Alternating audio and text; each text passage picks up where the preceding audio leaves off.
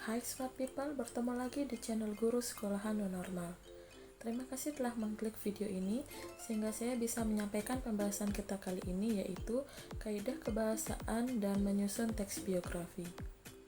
Bagi Smart People yang belum menonton video teks biografi part 1, silahkan klik linknya di kolom deskripsi ya. Baiklah Smart People, mari kita langsung saja membahas topik kita yang pertama, yaitu kaidah kebahasaan teks biografi. Secara umum, kaidah kebahasaan teks biografi meliputi hal-hal sebagai berikut. Yang pertama, penggunaan kata ganti. Penggunaan kata ganti atau pronomina seperti ia, nya, mereka, kita, dan kami untuk menunjukkan partisipan yang terlibat dalam peristiwa yang ditulis. Sudut pandang orang ketiga merupakan sebuah sudut pandang yang senantiasa digunakan dalam penulisan sebuah biografi. Ini sebuah keharusan, karena biografi tidak ditulis oleh seseorang yang berada di dalam teks biografi. Biografi ditulis oleh orang lain, maka wajib menggunakan kata ganti orang ketiga, baik dalam bentuk dia atau mereka. Tentu tergantung dari berapa orang yang ditulis di dalam teks biografi tersebut. Yang kedua, yaitu penggunaan kata kerja atau verba. Dalam teks biografi, kita menggunakan sedikitnya 3 verba, yaitu verba material, verba pasif, dan verba mental. Yang pertama kita bahas adalah verba material. Kata kerja tindakan digunakan untuk menjelaskan peristiwa-peristiwa atau perbuatan fisik yang dilakukan oleh tokoh. Misalnya, menjual, membuka, mengerjakan, memproduksi, dan membangun. Yang kedua yaitu kata kerja pasif. Kata kerja pasif digunakan untuk menjelaskan peristiwa yang dialami oleh tokoh sebagai subjek yang diceritakan. Misalnya, dijadikan, dianugerahkan, diberi, diterima, dan diikutkan.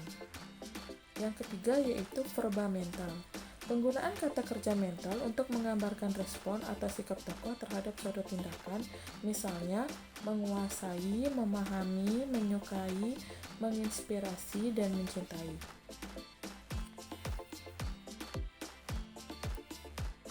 Kaidah kebahasaan yang ketiga yaitu penggunaan kata deskriptif. Kata deskriptif digunakan untuk memberikan informasi secara rinci tentang sifat-sifat tokoh. Kata-kata yang dimaksud antara lain sederhana, bagus, tua, populer, dan penting.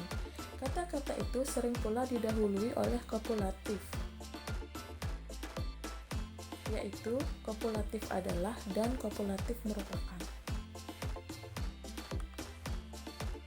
Selanjutnya, kaidah yang keempat yaitu kata sifat.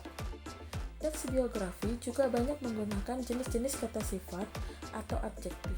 Tujuannya adalah untuk memberikan informasi secara rinci tentang sifat-sifat yang dimiliki oleh tokoh yang diceritakan kepada pembaca. Dalam penggunaannya, kata sifat selalu didahului oleh kopulatif seperti adalah dan merupakan. Kaidah yang kelima yaitu rujukan kata. Rujukan kata merupakan kata yang merujuk pada sesuatu yang sudah disebutkan sebelumnya. Apa fungsi dari rujukan kata? Fungsinya adalah supaya penulis tidak mengulang-ulang sebuah kata yang sama. Contoh dari rujukan kata adalah ini, itu, di sini, di situ, dan sebagainya. Rujukan kata dapat bervariasi dan sebaiknya digunakan bergantian agar sebuah teks biografi tidak monoton. Kaidah yang keenam yaitu penggunaan kalimat simpleks. Kaidah kebahasaan lain yang kerap ditemukan pada teks biografi adalah digunakannya kalimat simpleks atau kalimat tunggal. Menurut Sasangka tahun 2014, kalimat simpleks atau kalimat tunggal adalah kalimat yang hanya terdiri dari satu klausa atau satu struktur predikat. Adapun satu struktur predikat di dalam kalimat dapat berupa subjek predikat atau SP, subjek predikat objek atau SPO, subjek predikat pelengkap atau SPPL, subjek predikat objek pelengkap atau SPOPL, subjek predikat keterangan atau SPK, atau hanya berupa predikat saja. Kaidah yang ketujuh dan yang terakhir adalah penggunaan kata penunjuk waktu. Penggunaan kata sambung, kata depan, atau nomina yang berkenaan dengan urutan waktu berfungsi sebagai penunjuk waktu. Misalnya, sebelum, sesudah, pada saat, kemudian, selanjutnya, sampai, hingga, pada tanggal, nantinya, selama, dan saat itu. Hal ini terkait dengan pola pengembangan teks biografi yang pada umumnya bersifat kronologis.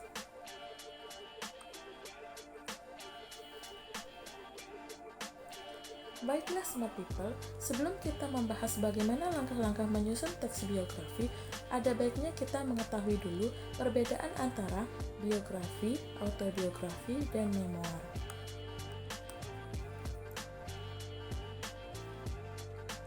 Biografi dan autobiografi memiliki perbedaan dalam hal orang yang menuliskannya. Biografi adalah karya sastra yang bercerita tentang riwayat seseorang dan ditulis oleh orang lain atau bukan pelakunya atau bukan tokohnya. Sedangkan autobiografi kisahnya ditulis langsung oleh pelakunya sendiri. Mudah dipahami kan Smart People?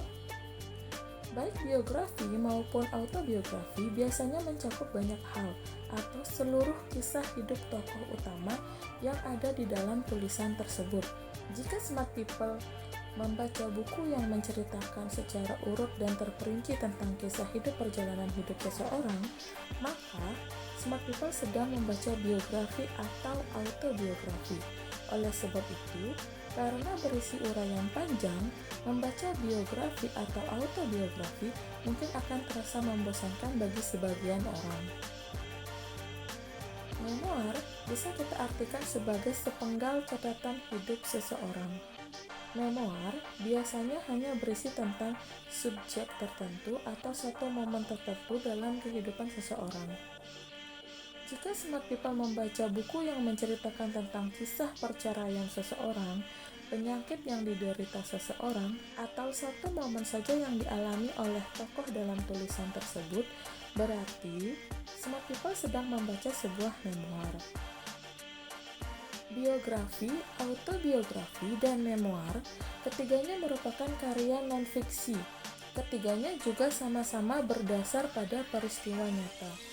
Namun, terdapat pengecualian pada karya fiksi autobiografi. Fiksi autobiografi disusun berdasarkan peristiwa nyata, namun detail cerita bisa saja merupakan fiksi atau tidak pernah terjadi sama sekali. Perbedaan di antara ketiganya sangatlah tipis, sebagaimana dinyatakan sebelumnya. Biografi dan autobiografi umumnya mencakup periode waktu yang lama.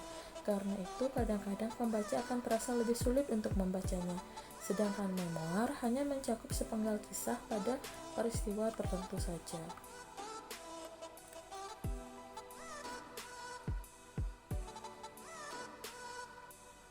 Baiklah Smart People, kita sudah sampai pada langkah-langkah menyusun teks biografi. Sebelum saya menjelaskan langkah-langkah menyusun teks biografi, saya akan mengingatkan kembali kepada Smart People tentang pengertian dari biografi itu sendiri. Teks biografi adalah teks yang menceritakan riwayat hidup seseorang. Oleh karena itu, dalam penyusunannya tidak dapat dilakukan secara sembarangan. Ada beberapa langkah yang harus dilalui ketika akan membuat teks biografi. Langkah-langkah pembuatan teks biografi adalah sebagai berikut.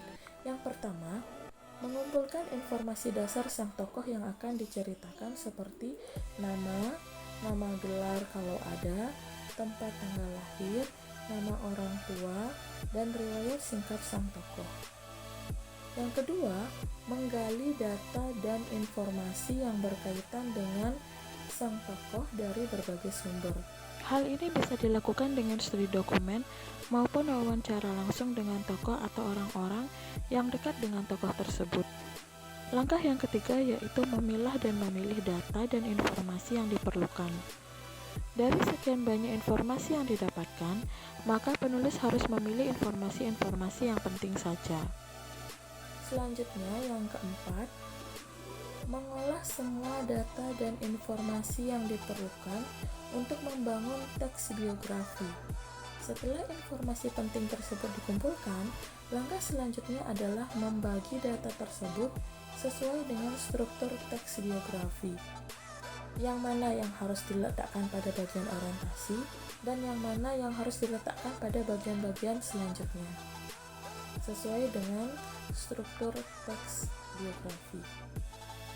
Langkah yang kelima yaitu merangkai semua informasi dengan kalimat yang runtut dan bernalar sesuai dengan kaidah kebahasaan dan struktur dalam menyusun teks biografi. Menyusun teks biografi harus sesuai dengan struktur teks biografi, yakni membangun bagian orientasi, mengurutkan semua peristiwa yang dialami sang tokoh, dan menuliskan atau menyampaikan pendapat penulis tentang sang tokoh yang diceritakan. Untuk lebih jelasnya, Smart People bisa melihat kembali video teks biografi part 1 yang sudah saya tuliskan pada kolom deskripsi. Langkah yang keenam yaitu menentukan judul. Judul ditentukan sesuai dengan tokoh yang diceritakan riwayat hidupnya, namun bukan berarti judul tidak bisa dibuat menarik. Judul biografi juga dapat dibuat menarik. Contohnya, Bob Sadino, berawal dari telur. Langkah yang ketujuh yaitu editing. Setelah keenam proses itu dilakukan, maka langkah selanjutnya adalah memeriksa kembali ejaan, kata, maupun kalimat yang sekiranya masih tidak padu, salah ketik, atau mungkin menimbulkan makna ambiguitas.